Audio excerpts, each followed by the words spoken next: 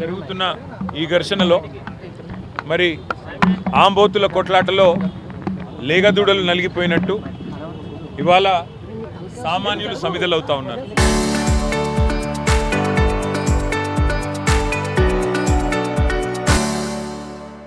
మన భారతదేశంలో ఇవాళ ఒకటి కాదు రెండు కాదు దేశవ్యాప్తంగా సామాన్య మధ్యతరగతి ప్రజలు, ముఖ్యంగా దిగువ మధ్యతరగతి ప్రజలు ఈ ఉజాలా పథకం అని పెట్టి మరి సిలిండర్లు ఇంటింటికి ఇస్తున్నామని చెప్పి కేంద్ర ప్రభుత్వం ఏదైతే గతంలో ఒక స్కీమ్ తెచ్చిందో దానికి అనుగుణంగా దాదాపుగా చాలా పెద్ద ఎత్తున సిలిండర్లు తీసుకున్నారు.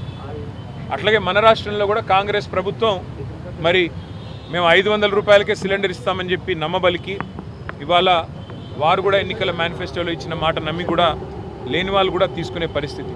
కానీ యుద్ధం ప్రారంభమైన తర్వాత ఇవాళ ఎల్పిజి గోడౌన్లు ఎక్కడెక్కడైతే ఉన్నాయో, డిస్ట్రిబ్యూషన్ నెట్వర్క్లు ఎక్కడెక్కడైతే ఉన్నాయో ఇవాళ అంతటా కూడా చాంతాడంత లైన్లు, ఎక్కడికక్కడ పెద్ద ఎత్తున ప్రజలు ఆందోళన వ్యక్తం చేసే పరిస్థితులు ఇవాళ నెలకొని ఉన్నాయి.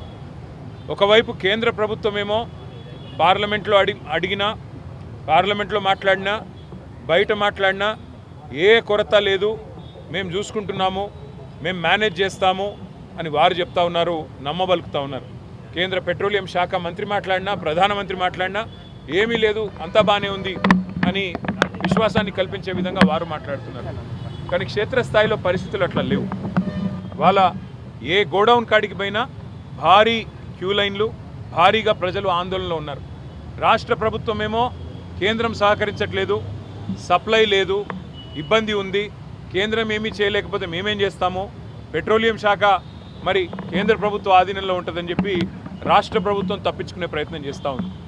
మాకున్న విశ్వసనీయమైన సమాచారం ఏంటి అంటే కేంద్ర ప్రభుత్వం కూడా ఈ 4-5 రాష్ట్రాల్లో ఏవైతే ఎన్నికలు ఉన్నాయో అప్పటిదాకా ఆగి మే 4 తర్వాత మరి సిలిండరు సైజును కూడా తగ్గించే ప్రయత్నం చేస్తూ ఉన్నారు అనేది మాకున్న విశ్వసనీయమైన సమాచారం. 12 కిలోలు కాకుండా 10 కిలోలు ఏదో చేయాలి అని ఒక ఆలోచన చేస్తూ ఉన్నారు. లేదు, నిజంగానే సప్లై లేదు, ఇబ్బంది అవుతుందని చెప్పి చెప్తా ఉన్నారు. కానీ నిజానికి ప్రజలకు వాస్తవాలు తెలియనీయకుండా, ప్రజలకు వాస్తవాలు చెప్పకుండా మభ్యపెట్టి, ఇబ్బంది పెట్టి సామాన్య మధ్యతరగతి ప్రజలను రెండు ప్రభుత్వాలు కలిపి గోసబుచ్చుకుంటా ఉన్నాయి. అటు కేంద్రము ఇటు రాష్ట్రము ఇద్దరు కూడా ఈ విషయంలో స్పష్టమైన సమాధానం చెప్పాలి, ప్రజల్లో విశ్వాసం నింపాలి, ప్రజల్లో ఒక భరోసా నింపి ఏ రకమైన ఇబ్బంది కాకుండా అవసరమైతే మరి వారికి ఉండే దౌత్య వ్యవహారాల శాఖ ద్వారా మరి అవసరమైతే ఇతర దేశాలతో మాట్లాడి, ఇరాన్లో ఇబ్బంది ఉంటే మరో చోట మాట్లాడి తెప్పించాలని మేము డిమాండ్ చేస్తూ ఉన్నాం. సామాన్య మధ్యతరగతి ప్రజలు ఇవాళ ఇబ్బంది పడుతూ ఉన్నారు. దేశవ్యాప్తంగా, రాష్ట్ర వ్యాప్తంగా తీవ్ర ఆందోళనలు ఉన్నాయి. అంతెందుకు మా ఇంట్లో సిలిండర్లు దొరకవంట కదా, తెప్పించుకోవాలంట కదా అని చెప్పి అడిగే పరిస్థితి.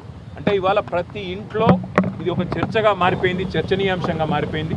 కాబట్టి ఈ విషయంలో వెంటనే కేంద్ర రాష్ట్ర ప్రభుత్వాలు ఒక వివరణ ఇచ్చి మరి కేంద్రంలో రాష్ట్రంలో కొరత లేకుండా చూడాలని, వెంటనే ఈ విషయంలో ఒక సకారాత్మకమైన వైఖరి ప్రకటించాలని చెప్పి రాష్ట్ర ప్రభుత్వాన్ని డిమాండ్ చేస్తున్నాం. ఎందుకంటే అబద్ధాలు చెప్తా ఉన్నారు, కొరత లేదని వారు, సప్లై లేదని వీరు, మధ్యలో నలిగిపోతున్నది ప్రజలు. కాబట్టి వెంటనే ఈ విషయంలో వివరణాత్మకంగా చెప్పాలని చెప్పి శాసనసభ వేదికగా ఇవాళ అడ్జర్న్మెంట్ మోషన్ వాయిదా తీర్మానం ఇచ్చాము. చర్చకు పట్టుబడతాము. ప్రభుత్వం స్పందిస్తే మంచిది, స్పందించకపోతే తప్పకుండా ప్రజల తరఫున ప్రశ్నలు అడుగుతూనే ఉంటాం, నిలదీస్తూనే ఉంటాం.